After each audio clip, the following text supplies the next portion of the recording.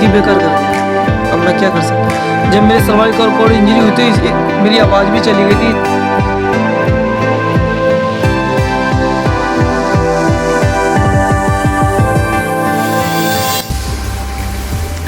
ਮਾਨਵਤਾ ਦੀ ਸੇਵਾ ਰੱਬ ਦੀ ਸੇਵਾ ਨਾਮਕ ਸੰਸਥਾ ਨੇ ਪਿੰਡ ਪੈਂਤਪੁਰ ਵਿਖੇ ਖੋਲ੍ਹੀ ਬ੍ਰਾਂਚ।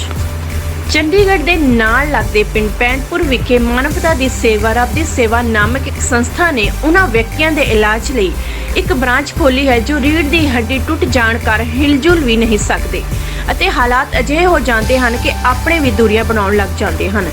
ਅਜਿਹੇ ਲੋਕਾਂ ਦੀ ਸੇਵਾ ਲਈ ਇਲਾਕੇ ਦੇ ਕੁਝ ਨੌਜਵਾਨਾਂ ਨੇ ਇਕੱਠੇ ਹੋ ਕੇ ਆਪਣੇ ਲੈਵਲ ਉੱਤੇ ਹੀ ਇੱਕ ਸੰਸਥਾ ਦੀ ਪਹਿਲ ਕੀਤੀ ਹੈ, ਜਿਸ ਵਿੱਚ ਦੂਰ ਦੂਰ ਤੋਂ ਇਸ ਬਿਮਾਰੀ ਨਾਲ ਪੀੜਤ ਵਿਅਕਤੀ ਆ ਰਹੇ ਹਨ ਅਤੇ ਇੱਥੇ ਇਹਨਾਂ ਸਾਰਿਆਂ ਦਾ ਬਿਲਕੁਲ ਹੀ ਫ੍ਰੀ ਇਲਾਜ ਕੀਤਾ ਜਾ ਰਿਹਾ ਹੈ। ਗੱਲਬਾਤ ਦੌਰਾਨ ਸੰਸਥਾ ਦੇ ਮੈਂਬਰਾਂ ਨੇ ਦੱਸਿਆ ਕਿ ਪਹਿਲਾਂ ਉਹਨਾਂ ਨੇ ਰਤਵਾੜਾ ਸਾਹਿਬ ਵਿਖੇ ਬ੍ਰਾਂਚ ਸ਼ੁਰੂ ਕੀਤੀ ਸੀ, ਲੇਕਿਨ ਮਰੀਜ਼ਾਂ ਦੇ ਵੱਧ ਜਾਣ ਕਾਰਨ ਹੁਣ ਪਿੰਡ ਪੈਂਤਪੁਰ ਦੇ ਸਰਪੰਚ ਨੇ ਉਹਨਾਂ ਨੂੰ ਇੱਥੇ ਆਪਣੀ ਬ੍ਰਾਂਚ ਖੋਲ੍ਹਣ ਲਈ ਕਿਹਾ।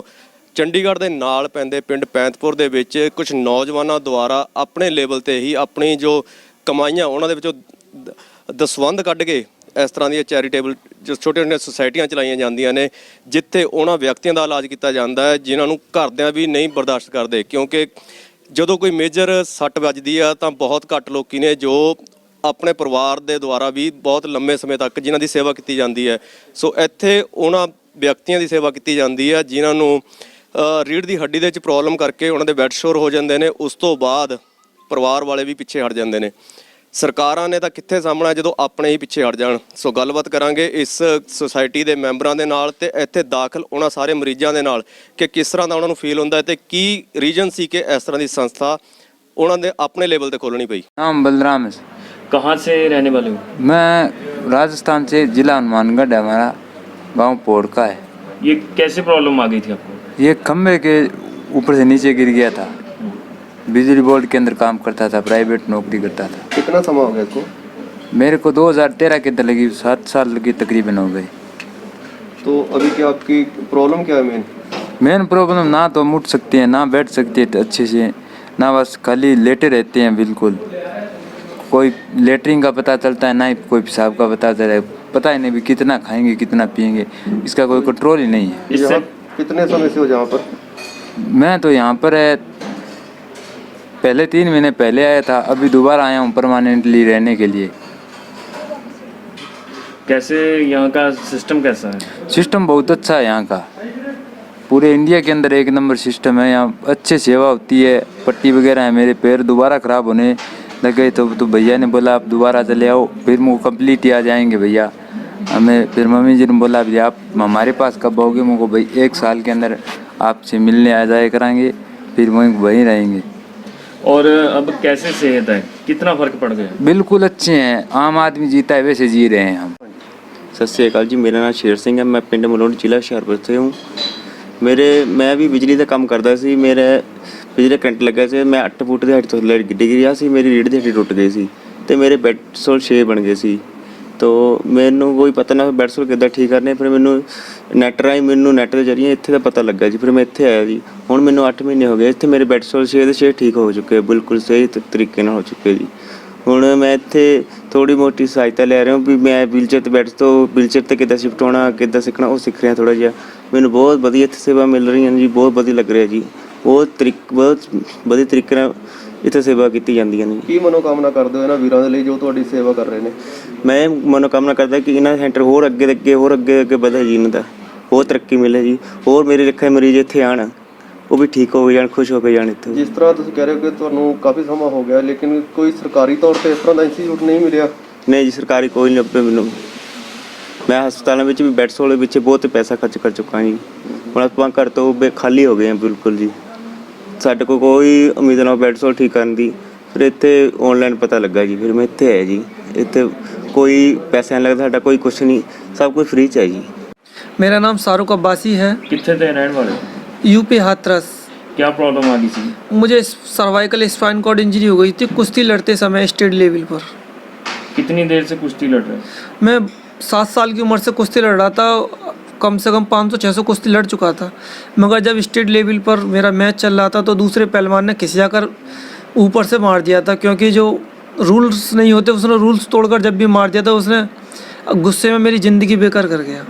अब मैं क्या कर सकता। जब मेरे सर्वाइकल कॉर्ड इंजरी हुई तो मेरी आवाज़ भी चली गई थी, नाक से नीचे का हिस्सा लकवाग्रस्त हो गया था। अब मेरे हाथ भी नहीं चलते, खाना खाने में, कपड़े पहनने में, नहाने में, व्हीलचेयर पे शिफ्ट होने में बहुत प्रॉब्लम होती है।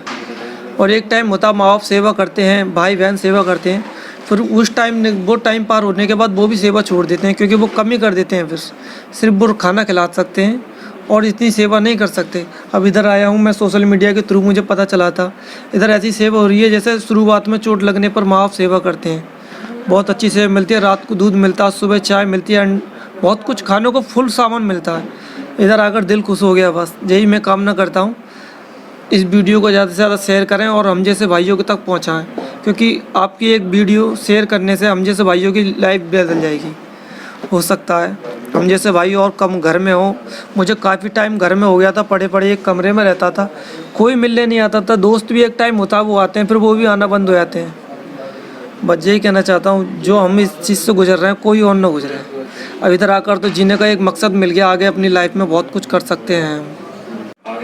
ਕੀ ਨਾਮ ਆ ਜੀ, ਕਿਹੜੀ ਜਗ੍ਹਾ ਤੋਂ ਆਏ ਹੋ? ਸਾਦਾ ਸਿੰਘ ਜੀ, ਕਿਹੜੇ ਪਿੰਡ ਤੋਂ? ਮੁਕਤਸਰ ਜ਼ਿਲ੍ਹੇ ਤੋਂ ਜੀ। ਮੁਕਤਸਰ ਜ਼ਿਲ੍ਹੇ ਤੋਂ। ਜਿਹੜੀ ਪ੍ਰੋਬਲਮ ਕੀ ਆ ਤੁਹਾਨੂੰ? ਲੈਟ ਨੂੰ ਫਿਆ ਲਾਉਂਦਾ ਸੀ 11,000 ਦਾ ਜੀ, ਬੁਲਟ ਦਾ ਜੀ। ਉਹਨੇ ਖਿੱਚ ਕੇ ਪੱਕੇ ਖਾਲ ਤੇ ਮਾਰਿਆ ਹੋਇਆ ਜੀ, ਤੇ ਰੀੜ੍ਹ ਦੀ ਹੱਡੀ 'ਚ ਨੁਕਸ ਪੈ ਗਿਆ ਜੀ, ਰੀੜ੍ਹ ਦੀ ਹੱਡੀ ਟੁੱਟ ਚੁੱਕੀ ਜੀ। ਮੈਨੂੰ 3 ਸਾਲ ਹੋ ਚੁੱਕੇ ਜੀ, ਮੈਨੂੰ ਕੋਈ ਹੱਲ ਨਹੀਂ ਹੋਇਆ ਜੀ। ਕਿੱਥੇ ਇਲਾਜ ਕਰਾਇਆ ਸੀ ਪਹਿਲਾਂ? PGI 'ਚ ਵੀ ਕਰਾਇਆ ਸੀ ਜੀ, ਤੇ ਮੁਕਤਸਰ ਜ਼ਿਲ੍ਹੇ 'ਚ ਵੀ ਕਰਾਇਆ, ਬਠਿੰਡੇ ਵੀ ਕਰਾਇਆ, ਕਿਤੇ ਨਹੀਂ ਹੋਇਆ ਜੀ। ਕਿੰਨਾ ਕੁ ਪੈਸਾ ਖਰਚ ਚੁੱਕੇ ਹੋ ਇਸ ਇਲਾਜ ਦੇ ਲਈ? ਇਸ ਇਲਾਜ ਲਈ ਵੀਰ ਜੀ ਅਸੀਂ ਪੈਸਾ ਲਾ ਚੁੱਕੇ 8-9 ਲੱਖ ਰੁਪਏ ਜੀ। ਓਕੇ। ਇੱਥੇ ਪਹਿਲਾਂ ਆਇਆ ਸੀਗੇ ਜੀ ਦੂਸਰੇ ਆਸਰਮ ਦੇ ਵਿੱਚ, ਪਹਿਲਾਂ ਇੱਥੋਂ ਸੈੱਟ ਹੋ ਕੇ ਗਿਆ ਦੂਰੀਆਰ ਇੱਥੇ ਆਇਆ ਜੀ। ਬਹੁਤ ਵਧੀਆ, ਧੰਨਵਾਦ ਇਹਨਾਂ ਸੇਵਾ ਕਰਦੇ ਜੀ। ਇੱਥੇ ਤਾਂ ਕੋਈ ਹਾਂਜੀ। ਵਾਹਿਗੁਰੂ ਜੀ ਕਾ ਖਾਲਸਾ, ਵਾਹਿਗੁਰੂ ਜੀ ਕੀ ਫਤਿਹ। ਕੀ ਨਾਮ ਆ ਜੀ? ਮੇਰਾ ਨਾਮ ਜਸਪਾਲ ਸਿੰਘ, ਜ਼ਿਲ੍ਹਾ ਤਰਨਤਾਰਨ, ਪਿੰਡ ਭਾਈ ਲੱਦੂ। ਮੈਨੂੰ ਕਰੰਟ ਲੱਗਾ ਸੀ, 5 ਸਾਲ ਹੋ ਗਏ ਬੈੱਡ ਤੇ ਬੈੱਡ ਸੋਰ ਹੋ ਗਏ। ਇੱਥੇ ਬੈੱਡ ਸੋਰਾਂ ਦਾ ਇਲਾਜ ਕਰਾਉਣਾ ਆ। 8 ਮਹੀਨੇ ਹੋ ਗਏ ਇੱਥੇ ਆਏ ਨੂੰ। ਬਹੁਤ ਵਧੀਆ ਸੇਵਾ ਚੱਲ ਰਹੀ ਆ। ਬੈੱਡ ਸੋਰਾਂ ਦਾ ਬਹੁਤ ਵਧੀਆ ਇਲਾਜ ਹੁੰਦਾ, ਹੋਰ ਵੀ ਸਹੂਲਤਾਂ ਬਹੁਤ ਮਿਲਦੀਆਂ। क्या नाम है जी आपका? नमस्ते, मेरा नाम नीलिमा है, मैं उड़ीसा से आई हूँ और मेरा बेड सर हुआ था, अभी सही हो गया। कितना टाइम हो गया यहाँ पर जी? यहाँ पे 10 महीना चले। 10 महीना। हाँ।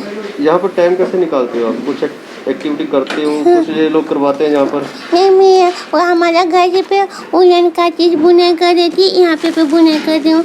यहाँ भैया लोग सब मेरे को उलन लेकर आए हैं, तो यहाँ तो उलन घर वहाँ पे तो उलन सब पे जुड़ा मना रही हूँ। गुरुद्वार का है ना, उनके बाबा जी के लिए जुड़ा मना रही हूँ।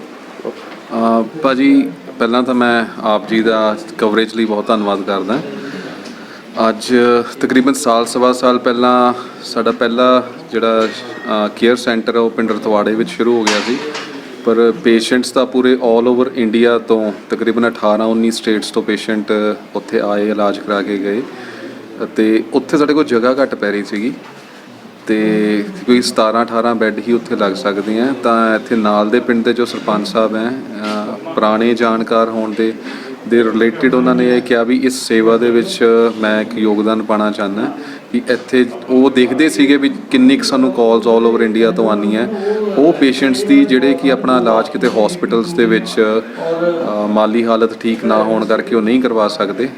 ਅਤੇ ਉਹਨਾਂ ਨੇ ਘਰ ਗੱਲ ਕੀਤੀ, ਅਤੇ ਇੱਥੇ ਉਹਨਾਂ ਨੇ ਆਪਣਾ ਜਿਹੜਾ ਪੁਰਾਣਾ ਘਰ ਹੈ ਉਹ ਸੰਸਥਾ ਨੂੰ ਕਿਹਾ ਵੀ ਜਦੋਂ ਤੱਕ ਤੁਹਾਡਾ ਕੋਈ ਐਕਚੁਅਲ 'ਚ ਕੋਈ ਜਗ੍ਹਾ ਦਾ ਹੌਸਪੀਟਲ ਜਾਂ ਨਹੀਂ ਬਣਦਾ ਇੱਦਾਂ ਦਾ, ਤਾਂ ਉਨੀ ਦੇਰ ਤੱਕ ਤੁਸੀਂ ਮੇਰੀ ਜਗ੍ਹਾ ਤੁਸੀਂ ਯੂਜ਼ ਕਰ ਸਕਦੇ ਹੋ। ਉਹਨਾਂ ਨੇ ਬਹੁਤ ਕਹਿ ਲਓ ਵੀ ਅਸੀਂ ਉਹਨਾਂ ਦਾ ਬਹੁਤ ਧੰਨਵਾਦੀ ਹਾਂ ਵੀ ਗੁਰੂ ਨੇ ਉਹਨਾਂ ਦੀ ਸੇਵਾ ਲਿਖੇ ਲਾਈ ਹੈ। ਕਿੰਨੇ ਪੇਸ਼ੈਂਟ ਆਪਣੇ ਪਾਸ ਇੱਥੇ ਐਡਮਿਟ ਨੇ?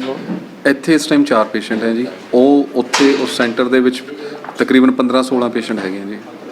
ਕਿੰਨੇ ਆਪਣੇ ਸੰਸਥਾ ਦੇ ਮੈਂਬਰ ਨੇ ਜੋ ਤੁਹਾਡੇ ਨਾਲ ਜੁੜ ਕੇ ਇਸ ਸੇਵਾ ਨਿਭਾ ਰਹੇ ਨੇ ਜੀ? ਸੰਸਥਾ ਦੇ ਵਿੱਚ ਅਰਾਊਂਡ 17-18 ਸਾਲ ਦੇ ਵਲੰਟੀਅਰ ਤੋਂ ਲੈ ਕੇ 80-82 ਸਾਲ ਦੇ ਵਲੰਟੀਅਰ ਵੀ ਹੈ, ਜਿਹੜੇ ਕਿ ਕਿਸੇ ਨਾ ਕਿਸੇ ਰੂਪ ਦੇ ਵਿੱਚ ਟਾਈਮ ਟੂ ਟਾਈਮ ਆਪਣੀਆਂ ਸੇਵਾ ਨਿਭਾਉਂਦੇ ਹਨ। ਤੇ ਜਿਸ ਤਰ੍ਹਾਂ ਸਾਰਾ ਖਰਚਾ ਹੁੰਦਾ ਹੈ, ਕਿਉਂਕਿ ਜਿਸ ਤਰ੍ਹਾਂ ਗੱਲ ਕੀਤੀ ਹੈ ਪੇਸ਼ੈਂਟਾਂ ਦੇ ਨਾਲ, ਉਹ ਕਹਿੰਦੇ ਵੀ ਅਸੀਂ 1 ਰੁਪਈਆ ਇੱਥੇ ਨਹੀਂ ਲਗਾ ਰਹੇ, ਸਾਡਾ ਬਿਲਕੁਲ ਫ੍ਰੀ ਟ੍ਰੀਟਮੈਂਟ ਹੋ ਰਿਹਾ ਜੀ। ਤੇ ਇਹਨਾਂ ਦੇ ਖਰਚੇ ਦਾ ਕਿਸ ਤਰ੍ਹਾਂ ਮੈਨੇਜ ਕਰਦੇ ਹੋ ਸਾਰਾ ਜੀ? ਇਹ ਸਾਰੀ ਸੰਗਤ ਦਾ ਹੈ ਜੀ। ਅਸੀਂ ਜਿਹੜੇ ਵੀ ਯਾਰ ਦੋਸਤ ਇਸ ਪਲੇਟਫਾਰਮ ਤੇ ਪਹਿਲੇ ਦਿਨ ਤੋਂ 4.5 ਸਾਲ ਤੋਂ ਖੜੇ ਆ, ਉਹ ਸਾਰੇ ਹਰ ਮਹੀਨੇ ਆਪਣਾ ਦਸਵੰਧ ਇਕੱਠਾ ਕਰਦੇ ਆ। ਉਹ ਦਸਵੰਧ ਦਾ ਬਜਟ ਬਣਦਾ ਹੈ, ਕਿੱਥੇ ਕਿੱਥੇ ਕਿਹੜੀ ਸੇਵਾਵਾਂ, ਸਰਵ ਹਿਊਮੈਨਿਟੀ, ਸਰਵ ਗੋਡ, ਐਜੂਕੇਸ਼ਨ ਦੇ ਵਿੱਚ, ਮੈਡੀਕਲ ਦੇ ਵਿੱਚ, ਅਲੱਗ-ਅਲੱਗ ਸੇਵਾਵਾਂ ਅਲੱਗ-ਅਲੱਗ ਫੀਲਡ ਦੇ ਵਿੱਚ ਦੇ ਰਹੀ ਹੈ। ਉਸ ਵੇ ਨਾਲ ਅਸੀਂ ਆਪਣਾ ਬਜਟ ਡਿਵਾਈਡ ਕਰਦੇ ਹਾਂ ਅਤੇ ਇਹ ਸਾਰਾ ਸੰਗਤ ਜਿੱਦਾਂ ਖਰਚਾ ਦਸਵੰਧ ਇਕੱਠਾ ਹੁੰਦਾ ਉਹ ਅੱਗੇ ਡਿਵਾਈਡ ਹੁੰਦਾ। ਸਰਕਾਰਾਂ ਦੁਆਰਾ ਕਦੇ ਕੋਈ ਪਹੁੰਚ ਕੀਤੀ ਹੈ ਜਾਂ ਉਹਨਾਂ ਵੱਲੋਂ ਕੋਈ ਇਸ ਤਰ੍ਹਾਂ ਦੀ ਕੋਈ ਮਾਲੀ ਸਹਾਇਤਾ ਕੀਤੀ ਹੋਵੇ? ਜੀ ਪਹੁੰਚ ਤਾਂ ਬਹੁਤ ਵਾਰੀ ਕੀਤੀ ਹੈ, ਪਹੁੰਚ ਤਾਂ ਜਗ੍ਹਾ ਵਾਸਤੇ ਵੀ ਬਹੁਤ ਵਾਰੀ ਕੀਤੀ ਹੈ। ਅਸੀਂ ਲਾਸਟ ਈਅਰ ਤੋਂ ਪੂਰਾ ਜ਼ੋਰ ਲਾ ਰਹੇ ਸੀ ਵੀ ਸਾਨੂੰ ਅਗਰ ਕੋਈ ਸਰਕਾਰ ਜਾਂ ਕੋਈ ਪੰਚਾਇਤ ਮਤਾ ਪਾ ਕੇ ਜ਼ਮੀਨ ਦੇ ਦੇ ਤਾਂ ਉੱਥੇ ਅਸੀਂ 100 ਬੈੱਡ ਦਾ ਪ੍ਰੋਜੈਕਟ ਬਣਾਇਆ ਸੀ। ਅਸੀਂ 100 ਬੈੱਡ ਦਾ ਹਸਪੀਟਲ ਬਣਾਉਣਾ ਚਾਹੁੰਦੇ ਸੀ। ਪ੍ਰੋਜੈਕਟ ਇੱਦਾਂ ਹੀ ਪਿਆ ਜੀ, ਪੋਲੀਟਿਕਸ ਦੀ ਭੇਟ ਚੜ੍ਹ ਗਿਆ ਸਾਰਾ, ਜਿਹੜੀ ਵੀ ਚੀਜ਼ ਸੀਗੀ ਜਿਹਦੇ ਲਈ ਜ਼ੋਰ ਲਾਇਆ ਹੋਇਆ ਸੀਗਾ। ਅਗਰ ਤੁਹਾਡੇ ਮਾਧਿਅਮ ਰਾਹੀਂ, ਤੁਹਾਡੇ ਚੈਨਲ ਦੇ ਮਾਧਿਅਮ ਰਾਹੀਂ ਮੈਂ ਮੋਹਾਲੀ ਜ਼ਿਲ੍ਹੇ ਦੇ ਕਿਸੇ ਵੀ ਪਿੰਡ ਨੂੰ ਮੈਂ ਅਪੀਲ ਕਰਦਾ ਵੀ ਕੋਈ ਵੀ ਪਿੰਡ ਅੱਗੇ ਆਵੇ, ਬਈ ਅਗਰ ਉਹ ਸਾਨੂੰ ਮਤਾ ਪਾ ਕੇ 2-2.5 ਕਿੱਲੇ ਦੇ ਦੇਣ ਤਾਂ ਅਸੀਂ charitable hospital free, totally free ਕਿੱਦਾਂ ਚੱਲਦੇ ਆ ਉਹ ਅਸੀਂ ਚਲਾ ਕੇ ਦਿਖਾਵਾਂਗੇ।